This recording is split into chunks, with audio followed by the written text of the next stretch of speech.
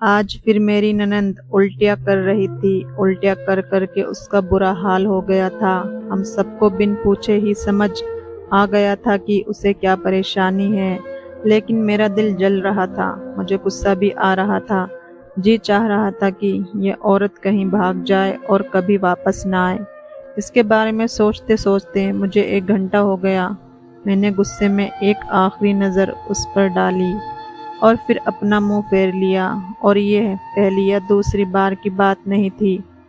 मुझे इस घर में आए भी 3 साल हो गए थे, मगर मैं पति के साथ होते हुए भी बे औलाद थी। और मेरी ननंद अजीब ही औरत थी।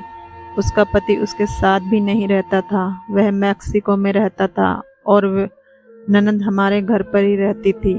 मगर वह हर साल प्रेग्नेंट हो जाती थी और हर बार एक अट्टे कट्टे बेटे को जन्म देती थी। और आज फिर से वह प्रेग्नेंट हो गई थी और मुझे उस पर बहुत ही गुस्सा आ रहा था कि ये सब हो क्या रहा है। मैं हैरान थी कि ये कैसे बेशर्म लोग हैं। अपनी बेटी से कोई कुछ नहीं कहता, कोई पूछताछ नहीं करते, कोई सोचता नहीं था कि ये हर साल प्रेग्नेंट कैसे हो जाती है। मेरी सास भी अनोखी औरत थी। हर बार प्रेग्नेंट होने पर उसकी देखभाल बहुत ही अच्छे से करती थी। उसके खाने पीने का पूरा ध्यान रखती थी, जैसे उनके लिए ये बात बहुत ही खुशी की हो। बेटी का ध्यान रखते हुए ये हकीकत भूल जाती थी कि बेटी का पति इसके साथ नहीं था। मैं तो ऐसे ससुराल से परेशान हो चुकी थी। कुछ मेरा दिमाग अपनी शादी की वजह से खराब रहता था और ऊपर से अपनी ननंद के हर साल प्रेग्नेंट हो जाने पर मुझे गुस्सा आता था। मुझे लगता था कि मैं यहाँ पागल हो जाऊंगी, क्योंकि वहाँ सभी लोग अजीब इंसान थे। हमारे घर में मेरी जिठानी भी रहती थी। मेरे जेठ की इस साल मौत हो चुकी थी, लेकिन शादी के 5 सालों तक मेरी जिठानी के भी कोई औलाद नहीं हुई। मेरे पति दूसरे शहर में नौकरी करते थे और मेरे ससुर जी बहुत ही शांत स्वभाव के इंसान थे, जो किसी के मामले में भी अपनी टांग नहीं अड़ाते थे। वे अलग ही रहते थे। मैंने एक दिन अपनी जिठानी से इस सब मामले के बारे में पूछा, क्योंकि उसे इस घर में आए हुए 6 साल हो गए थे। मैं सोच रही थी कि शायद उन्हें ही सब कुछ पता होगा। मेरे सवाल पर उन्होंने मुझे जो बताया, मैं उसमें उलझ कर रह गई थी। उन्होंने कहा कि हमारी ननंद शुरू से ही इतनी सुंदर लड़की थी।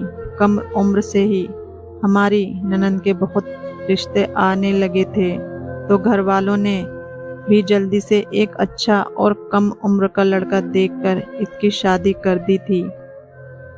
शुरू के 3 साल तो वह अपने पति के साथ रही और उसे बहुत ही प्यार से रखा था, लेकिन अचानक एक दिन वह इसे यहाँ छोड़ने नहीं आया था। सुना था कि वह मैक्सिको चला गया, मगर हैरान कर देने वाली बात तो यह थी कि उसके चले जाने के बाद भी हमारी ननंद की ऐसी हालात रहती थी कि वह हर साल प्रेग्नेंट हो जाती थी। न जाने उसमें इतनी शक्ति कहाँ से आती थी कि हर साल एक स्वस्थ बच्चे को पैदा कर देती थी। 2-3 बार तो ऐसा भी हुआ कि उसके बच्चे पेट में ही दम तोड़ देते थे। अब तक उसके 3 बेटे हो चुके थे और अब एक बार फिर मेरी ननंद प्रेग्नेंट है, जबकि मेरी जिठानी शादी के 6 साल तक भी प्रेग्नेंट नहीं हुई थी और अब एक विधवा होने का गम भी था। मेरी जिठानी खुद भी इन बातों से बहुत परेशान रहती थी और वह घर में चुपचाप रहती थी। घर के किसी भी मामले में वह नहीं बोलती थी। कभी कभी मैं भी ये सोचने पर मजबूर हो जाती थी कि हमारी ननंद बहुत ही नसीब वाली औरत थी, जिसे ऊपर वाले ने उसे हर साल औलाद देता था। मेरी जिठानी ने यह भी बताया कि जब हमारी ननंद अपने पति के अमेरिका जाने के बाद भी प्रेग्नेंट हो जाती, तो उनकी माँ दोनों भाइयों को कह देती कि जाओ अपनी बहन को डॉक्टर के पास लेकर जाओ, और दोनों भाई उसे अच्छे हॉस्पिटल में ले जाते थे। मेरी जिठानी भी इस बात से बहुत परेशान होती। कुछ समय ही नहीं आ रहा था कि पति के बाहर होते हुए भी ये प्रेग्नेंट कैसे हो जाती है। मैं सोच सोच कर पागल होती जा रही थी कि ये प्रेग्नेंट कैसे हो जाती है, ये कैसे मुमकिन था। मोहल्ले वालों से तो मेरे ससुराल वालों की बनती ही नहीं थी, ना ही कोई उनसे मिलने आता था। मेरी ननंद भी ज़्यादा घर में ही रहती थी, बाहर कम ही आती जाती थी, मगर फिर वह हर साल प्रेग्नेंट हो जाती थी। बेशर्म होकर अपने भाइयों के सामने घूमती रहती थी और उसे देखकर मुझे बहुत ही गुस्सा आता था। मेरी जिठानी की आदत नहीं थी कि वह किसी के मामले में दखल अंदाजी करे, मगर उसकी बातों से मुझे लग रहा था कि वह भी कुछ दिनों से इस अजीब बात के कारण हमारी ननंद के इस राज को जानने की कोशिश करती रही थी। मेरी जिठानी कह रही थी कि हमारी ननंद के इस घर में आने के बाद से ना हमारे घर कोई आता था और ना ही कोई हमारी ननंद से ज़्यादा बाहर जाती थी। फिर मैं किचन में खाना बनाने चली गई, मगर मैंने मन ही मन में सोच रही थी कि इस बारे में अपने पति से बात करूं। शाम जब मेरे पति घर आए तो ये सोच ही रही थी कि जल्दी से मौका मिले तो मैं उनसे बात करूं। ऑफिस से आकर खाना खाकर अपने मम्मी पापा के पास जाकर बैठ गए और मैं आधी रात तक अपने पति का बेसब्री से इंतज़ार कर रही थी। फिर कहीं जाकर वह हम कमरे में पहुंचे तो मैंने उनसे बातें करना शुरू कर दी। मैं बात को घुमाकर फिराकर मेरी ननंद पर पहुंच गई। मेरी ननंद अब हमारे घर में फिर से खुशखबरी है और आप मामा बनने वाले हैं। मुझे लगता था कि शायद वे मेरी बात से चौंक जाएंगे, मगर वह तो हाँ में सिर हिला रहे थे और बोले भगवान करे सब कुछ ठीक ठाक हो। यह सुनकर तो मेरा दिमाग और भी ज़्यादा ख़राब हो गया। ये कैसे इंसान है जिसे कोई परेशानी ही नहीं होती। मैंने ठंडी सी सांस ली और अपने ख्याल उन पर जाहिर कर दिया कि यह कैसे मुमकिन हो रहा है कि उसका पति उसके साथ नहीं रहता। उन्होंने मेरी इस बात पर एक जवाब नहीं दिया और अपना मोबाइल निकाल कर बैठ गए। उन्होंने देखकर ऐसा लग रहा था कि जैसे वह ये बात सुनना ही नहीं चाहते थे। सारी बात उनके कान में डालने के बाद भी मैंने उनके चेहरे पर कोई शिकन तक नहीं देखी। मैं सोच ही रही थी कि कैसे बेशर्म लोग हैं और मैं चुपचाप सो गई, मगर मुझे नींद नहीं आ रही थी। मैं इस राज को ढूंढने की सोच ही रही थी, क्योंकि हार तो मैं भी नहीं मानने वाली थी। ऐसा सोचते सोचते पता नहीं मुझे कब नींद आ गई। जब मैं सुबह जागी तो जैसे दिमाग भारी भारी सा हो रहा था। मैंने वह सारी बातें दिमाग से निकाल कर खुद को ताज़ा किया और किचन में नाश्ता बनाने चली गई। नाश्ता बनाते टाइम भी मैं अपनी ननंद के बारे में ही सोच रही थी कि किस तरीके से अपनी ननंद की सच्चाई सबके सामने लेकर आऊं।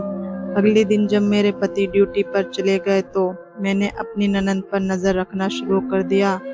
धीरे धीरे समय बीतने लगा, पर मुझे कभी कभी ऐसा लगता कि मैं इस घर पर नज़र रखकर गलत कर रही हूँ। मेरी ननंद तो एकदम शांत औरत थी जो अपने काम से काम रखती थी। ऐसा भी नहीं था कि वह सिर्फ बैठकर खाती थी, बल्कि वह हमारे साथ हर काम में भी हाथ बटाती थी। घर के सारे काम, झाड़ू से लेकर खाना बनाने तक के सारे काम मेरी ननंद आसानी से कर लेती थी। मैं अपनी ननंद का राज जानने में लग गई। ऐसा करते करते मुझे एक दिन अपनी ननंद की एक अजीब हरकत देखी जिससे मुझे हैरान करके रख दिया। मैंने एक दिन देखा कि मेरी ननंद किचन में काम करके किचन से एक फिटकरी का टुकड़ा उठाया और अपने कमरे में छुपा कर ले गई। मैं हैरान हुई कि उसे फिटकरी का क्या करना है, मगर फिर मैं यह सोचकर चुप रह गई कि शायद किसी का काम के लिए ज़रूरत हो। कुछ दिन सुकून से गुजर गए थे और फिर एक दिन मेरी ननंद वैसे ही एक टुकड़ा फिर फिटकरी का उठाया और अपने कमरे में चली गई। मैंने हैरान थी, क्योंकि अगले हफ्ते फिर से ऐसा हुआ था। अब अक्सर ही ऐसा होने लगा कि मेरी ननंद किचन में आती और फिटकरी का टुकड़ा छोटा सा लेती और कमरे में चली जाती। 15 दिन गुजर गए थे। उसके बाद फिर से वही हरकत शुरू कर दी। एक दिन वह अपने कमरे में गई तो मैंने जाते ही भागकर उसके कमरे की तलाशी ली। मैंने खिड़की से देखा तो मेरा शक यकीन में बदल गया। वह फिटकरी का टुकड़ा लेकर बाथरूम में जा घुसी। मेरा दिमाग फटा जा रहा था कि मैं इतनी कोशिश करके भी बाद उस राज का पता नहीं लगा पाई।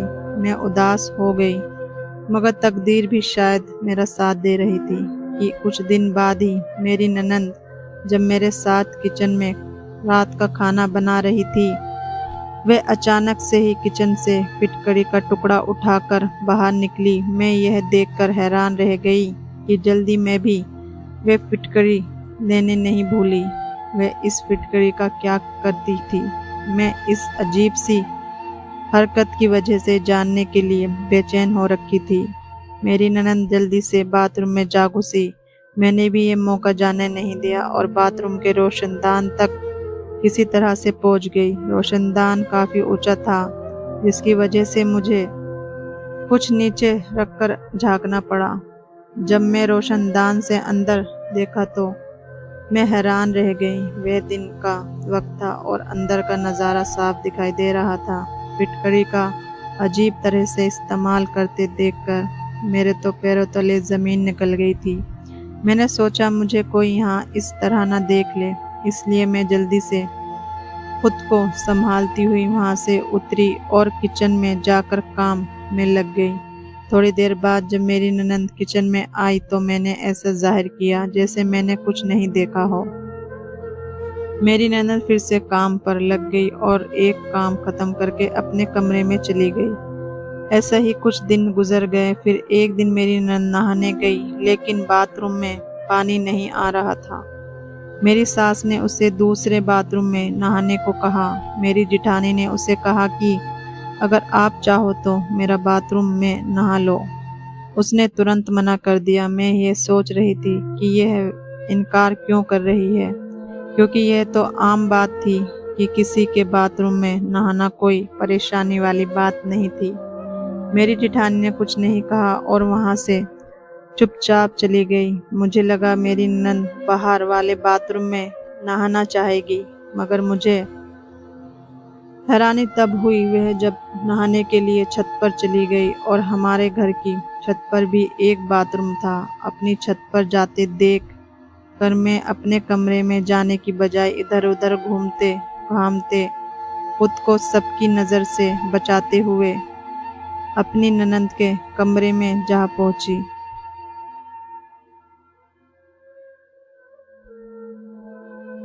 घुसी और उसका पूरा कमरा छान मारा और जब मैं उसकी अलमारी तक पहुंची तो इतने में ही मेरी सास आ गई। मुझे अलमारी के पास खड़ी देखकर वह घबरा गई, जैसे वहाँ कोई खजाना छुपा हो।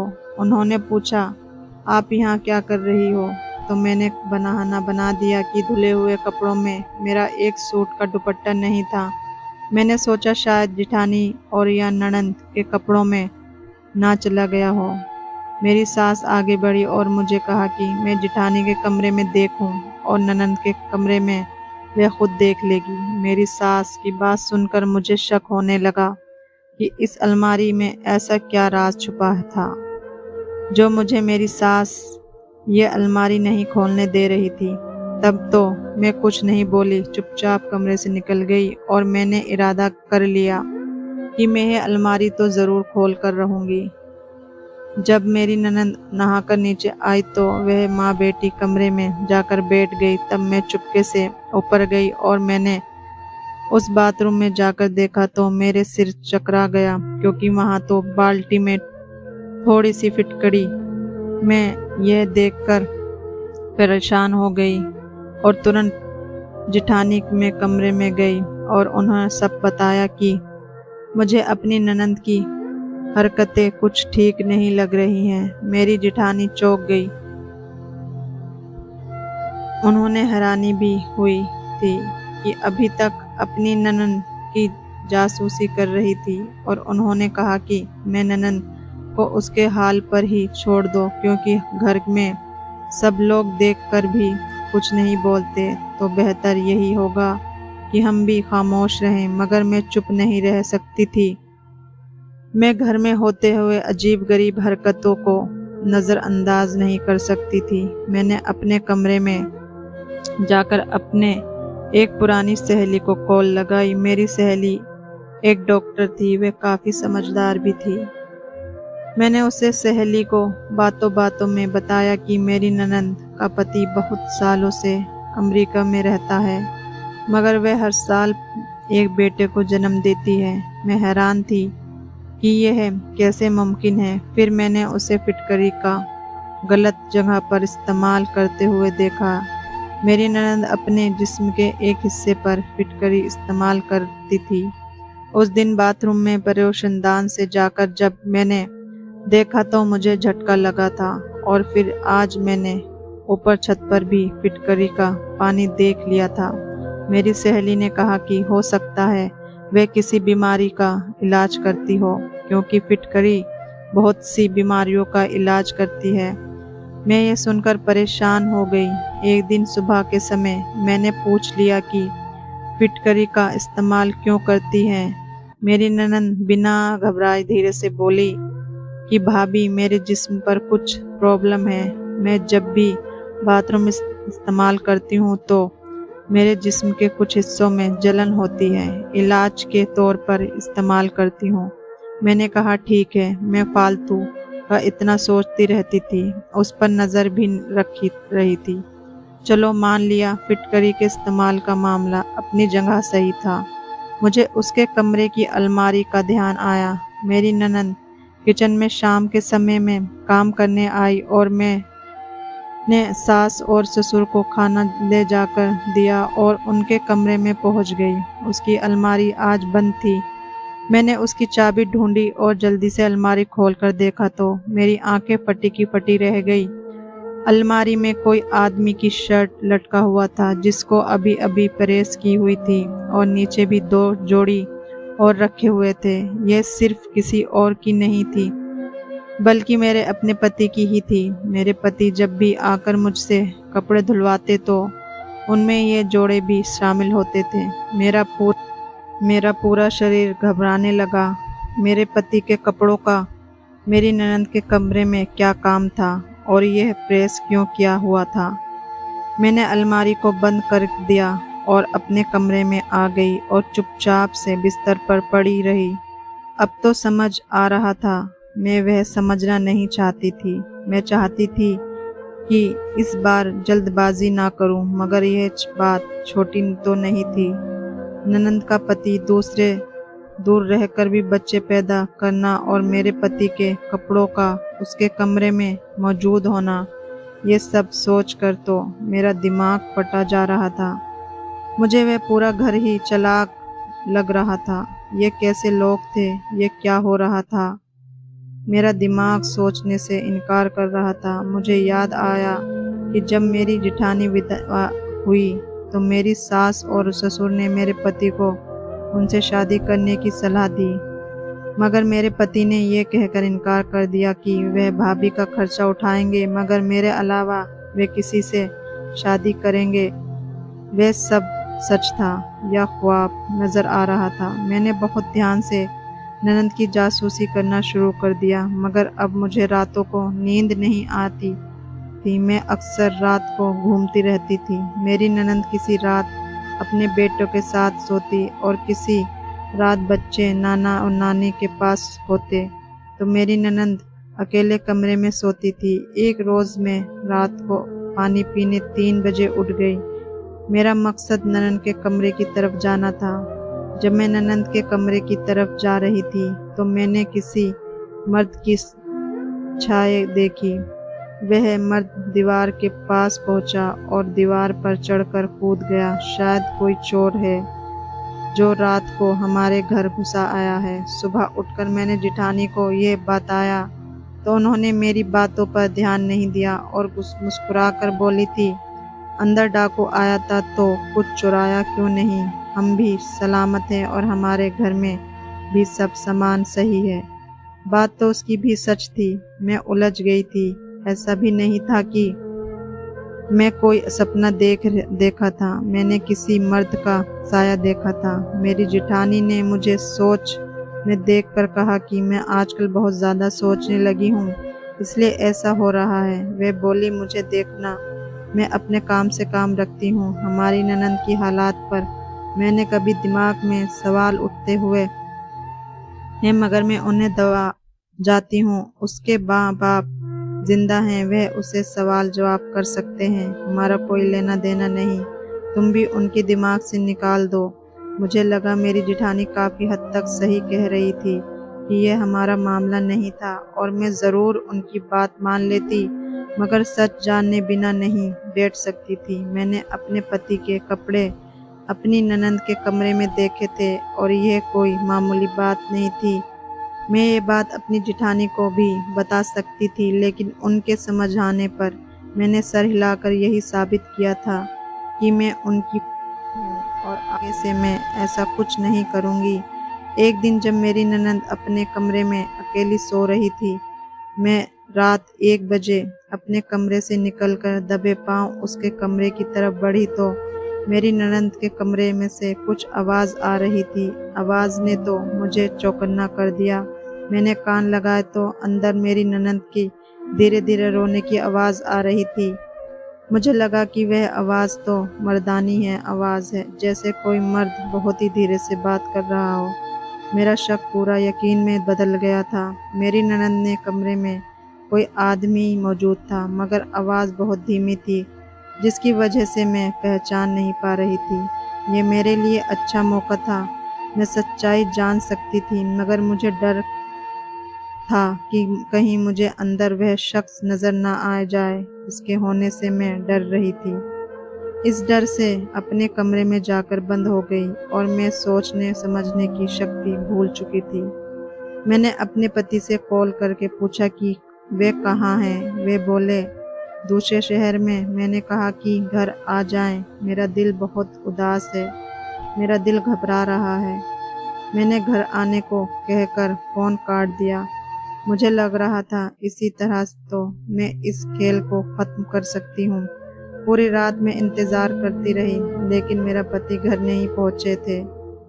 मैं फिर से उठकर ननंद के कमरे में दरवाजे पर पहुँचे तो मुझे आज फिर हल्की हल्की आवाज़ सुनाई दे रही थी। मुझे गुस्सा आने लगा। मैंने ज़ोरदार आवाज़ के साथ दरवाज़ा पीटा तो घर में एक भूचाल सा आ गया। मेरी ननंद अपने कमरे से निकलकर बाहर आ गई। जब मेरी ननंद ने दरवाज़ा खोला तो उसके चेहरे का रंग फीका पड़ गया। अचानक मुझे दरवाजे पर खड़ा देखकर दोनों डर गईं। मैंने दरवाज़ा खोल दिया और मैंने जिसको अंदर देखा उसे देखकर तो मेरी आंखें फटी की फटी रह गई। मेरी जिठानी भी हैरान थी, मगर मेरे सास ससुर बिल्कुल आराम से खड़े थे। इसका मतलब उन्हें सब कुछ पहले से ही पता था। मेरा तो दिमाग खराब हो गया था। ये सब क्या था? मैं चुपचाप खड़ी थी, मगर मैं हिम्मत करके बोल पड़ी। उस समय घर में मेरे पति भी आ गए। सबको देखकर कमरे के दरवाजे पर वह भी वहां आ गए और हैरानी से सवाल करने लगे।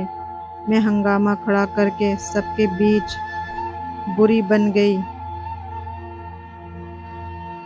थी। वह शख्स जो सामने सर झुकाए खड़ा था, वह कोई और नहीं था बल्कि मेरी ननंद का पति था। मुझे और मेरी जिठानी को यह देखकर हैरानी हुई कि वह चुपकर अपनी बीवी से मिलने क्यों आता था, और वह तो मेक्सिको में था, इंडिया कब पहुंचा। ये सब क्या नज़ारा है? हमारी समझ से बाहर की बात थी। हमें कुछ नहीं समझ आ रहा था। मैंने सबके बीच बोल दिया कि मुझे अपनी ननंद पर शक था। मैंने कल भी उसके कमरे में किसी आदमी की आवाज़ सुनी थी और फिर पति से दूर रहकर उसका हर साल प्रेग्नेंट हो जाना हमारे लिए एक हैरानी कर देने वाली बातें थी। मेरे पति ने हमारी उलझन पर गहरी सांस भरते हुए कहा, हकीकत बताई कि जिसे हम अंदर तक हिलाकर रख दिया। हमने अपनी नज़रों से अपने नंदोई को देखा तो वह गर्दन झुकाकर चुपचाप खड़ा था और मेरी ननंद भी परेशान सी खड़ी थी। मेरे पति ने बताया कि हमारी ननंद का पति मैक्सिको कभी गया ही नहीं था। वह तो इंडिया में ही था और अक्सर रात को अपनी बीवी बच्चों से मिलने आता जाता था। ये बात मेरे सास ससुर और मैं भी, मेरे पति भी जानते थे, मगर बस उन्होंने ये सच्चाई हमसे छुपाई थी क्योंकि मेरे नंद के पति ने दोस्तों से लड़ाई में गलती से एक दोस्त का कत्ल कर दिया था और तब से पुलिस मेरे ननंद के पति को तलाश कर रही थी। मुजरिम करार देने के कारण वह डर गया था और लोगों में ये बात फैला दी कि वह मैक्सिको चला गया, इसलिए वह छुपकर मिलने आता था और उसके लिए मेरे पति ने अपने कपड़े दिए हुए थे। जाहिर है मेरी ननंद कपड़े धोती तो मुझे शक हो जाता, इसलिए मेरे पति हर बार आकर अपने कपड़ों के साथ वे कपड़े भी डाल देते। मैं शर्मिंदा हो गई और आगे बढ़कर अपनी ननंद को अपने सीने से लगा लिया। वह अपने पति से मिलकर रोती थी। हम दोनों भाभियों के शक से भी परेशान थी। सच का पता चलने के बाद से उसके पति मिलने आते थे तो हम घर वालों को पता होता था। कुछ महीनों बाद उनका केस हल हो गया और सबूत के साथ उनकी बेगुनाही साबित हुई। पुलिस ने उन्हें बाइज्जत रिहा कर दिया और मेरी ननंद अपने बच्चों के साथ अपने ससुराल चली गई। तो दोस्तों, कैसी लगी आपको ये कहानी?